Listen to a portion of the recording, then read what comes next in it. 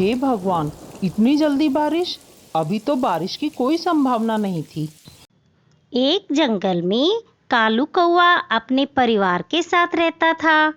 उसके परिवार में उसकी माँ गौरी कौवी, पत्नी टूनी चिड़िया और बेटी टुनटुनी चिड़िया रहती थी।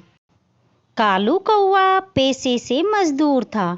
उसे कहीं भी काम मिल जाता तो वो उस काम को बड़ी ही मेहनत और लगन से करता था। एक दिन कालू कौआ जब घर लौटा तब, अरे कालू जी, आप आ गए।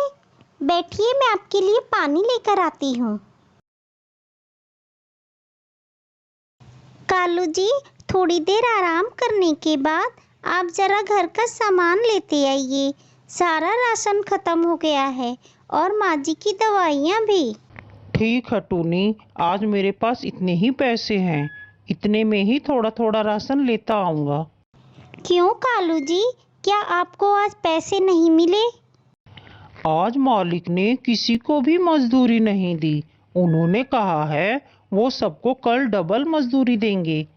फिर मैं आते वक्त घर का सारा राशन लेता आऊँगा। टूनी चिड़िया बहुत ही समझदार थी। उसने रात में सबके लिए खिचड़ी बनाई। सभी ने खिचड़ी खाई और सो गए। आधी रात के बाद बिजली कड़कने की आवाजें सुनाई दी। कालू कौवे की आंख खुल जाती है। वो बाहर जाकर देखता है तो बहुत ही जोरों की बारिश हो रही थी। हे भगवान, इतनी जल्दी बारिश! अभी तो बारिश की कोई संभावना नहीं थी। अगर इसी तरह बारिश हुई तो कल कोई काम भी नहीं मिलेगा। पता नहीं ये बारिश रुकेगी कि नहीं। टूनी चिड़िया भी वहां आ जाती है।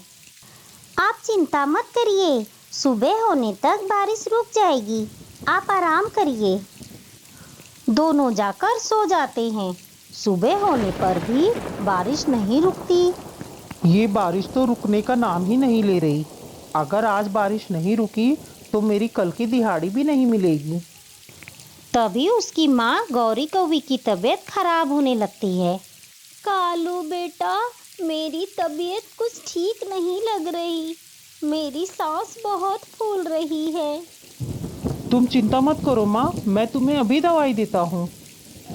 कालू कौवा अपनी माँ गौरी कौवी को दवाई देता है, लेकिन गौरी कौवी को कोई खास आराम नहीं मिलता। टूनी, माँ का अस्थमा का पंप कहाँ है? जल्दी लाओ। जी अभी लाई। अरे, ये तो खत्म हो गया है। कल मैंने आपसे कहा था माँ जी की दवाइयाँ भी लानी है। हाँ टूनी, तुमने कहा था, मेरे ही दिमाग से निकल गया। अब मैं क्या करूँ? मेरे पास पैसे भी नहीं हैं। इस बारिश में मैं कहाँ जाऊँ? कालू जी, आप चिंता मत करिए। मैं माँ जी के लिए काढ़ा बना देती हूँ। इन्हें आराम मिलेगा। टूनी चिड़िया रसोई घर में चली जाती है और थोड़ी देर बाद वो काढ़ा बनाकर ले आती है। ये लीजिए माँ जी, काढ़ा पी लीजिए। इससे आपको आराम मिलेगा। पी लो माँ। बारिश रुकने पर मैं तुम्हें डॉक्टर के पास ले चलूँगा। कालू कौवा मन ही मन खुद को कोस रहा था। मैं कल माँ की दवाइयाँ नहीं भूला होता तो माँ को इतनी तकलीफ नहीं होती। भगवान, जल्दी से यह बारिश रुक जाए। सबसे पहले मैं माँ को अस्पताल ले जाऊँगा। कालू जी, ये टुनटुनी कहाँ गई? पता नहीं, अभी तो यहीं थी थोड़ी देर पहले। टुनटुनी, बेटा टुनटुनी। अरे ओ टुनटुनी, तुम बारिश में क्यों भीग रही हो? अंदर आओ। माँ, बारिश में भीगने में मुझे बहुत मजा आ रहा है। नहीं टुनटुनी, जल्दी अंदर आओ। अगर खांसी जुकाम हो गया तो लेने के देने पड़ जाएंगे। टूनी चिड़िया जबरदस्ती टुनटुनी चिड़िया को घर के अंदर ले आती है। लगता है काढ़ा पीकर माँ को राहत मिल गई है। माँ सो गई। कालू कौवा और टूनी चिड़िया बारिश रुकने के लिए प्रार्थना कर रहे थे, लेकिन बारिश है कि रुकने का नाम ही नहीं ले रही थी। 2 दिन बीत जाते हैं, लेकिन बारिश नहीं रुकती। इसी बीच कालू कौवा डॉक्टर के पास जाता है, लेकिन क्लिनिक बंद होने के कारण उसे दवाइयाँ भी नहीं मिलती। वो निराश होकर वापस लौट आता है। गौरी कौवी अपनी बीमारी से हार जाती है और उसकी मौत हो जाती है। माँ ये मेरी वजह से हुआ है। अगर मैं उस दिन तुम्हारी दवाइयाँ ले आता तो आज ऐसा नहीं होता। मुझे माफ कर दे माँ। कालू जी आप खुद को दोषी मत मानिए। आपने तो हमेशा अपने परिवार का ख्याल रखा है, लेकिन होनी को कौन टाल सकता है। माँ आप क्यों रो रही हो?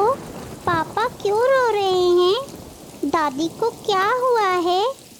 माँ दादी क्यों नहीं बोल रही? टुनटुनी बेटा, तेरी दादी हमें छोड़कर भगवान के पास चली गई हैं। अब तुझे कहानी कौन सुनाएगा? तेज बारिश के कारण कालू कौवे और टूनी चिड़िया ने गौरी कौवी की लाश को बाढ़ के पानी में प्रवाहित कर दिया। धीरे धीरे एक सप्ताह बीत जाता है। जंगल का मौसम अब सामान्य हो गया था। बाढ़ का पानी भी अब खत्म हो गया था। जंगल में सभी कुछ पहले जैसा हो गया था।